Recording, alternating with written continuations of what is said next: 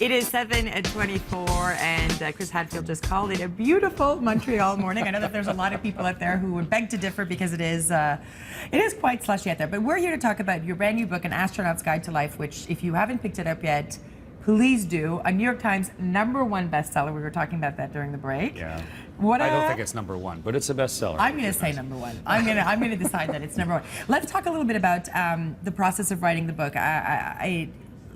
It has to be a reflective moment to look back at all the highs and the lows, no pun intended, at this career. What was the biggest thing that you got from writing this book? You know, I think for everybody, life goes by in a hurry, and some of the real magnificent events, they pop up, they happen, and then they're gone, and afterwards you're just kind of shaking your head going, wow, that was incredible. And in an astronaut's life, that happens more than our share, I think. And when does it happen, I would tend to go, okay, I'll have to think about that later, because there's not time, especially during a space flight. It's just such a experience-rich activity. And the book gave me the opportunity to start thinking about those things and to try and catalog them. When I originally scratched out the book several years ago, I kind of had categories and how I thought I might lay it out. But the process of sitting down and recalling all of those things and then trying to put them into a context that made sense, but more importantly, to try and draw out of them something that was useful, not just to be an entertaining book of space stories, but what is useful about all that? What did we learn to do something as crazy as spaceflight?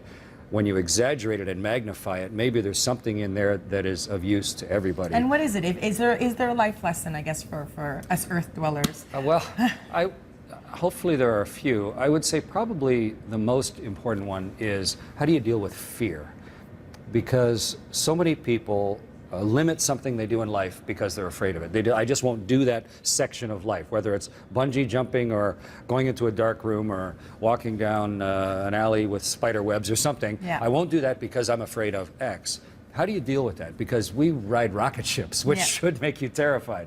But we find a way to prepare for something such that you not only aren't fearful anymore, but you feel comfortable coming into a situation that used to paralyze you with fear. And it's all a matter of not visualizing success, but visualizing failure. Visualizing how things are actually going to go bad. How is that really going to fail? And why am I actually afraid of a spider?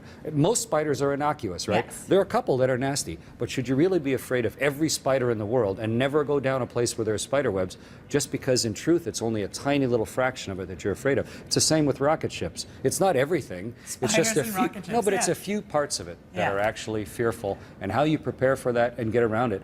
And that way, not only do you get to maybe walk some places you've never been, but you get to fly to space if you can deal with the fear that way. Oh, I love it. There's so many pearls of wisdom, and it really is a great read. Thank you so much for writing this book. And again, you know, very proud of you. I'm giddy. We all are here in studio. Chris Hadfield, it is an honor and a pleasure. Come back anytime. Continued success. You guys stay tuned. Lots more to come. You're watching Breakfast Television only on City.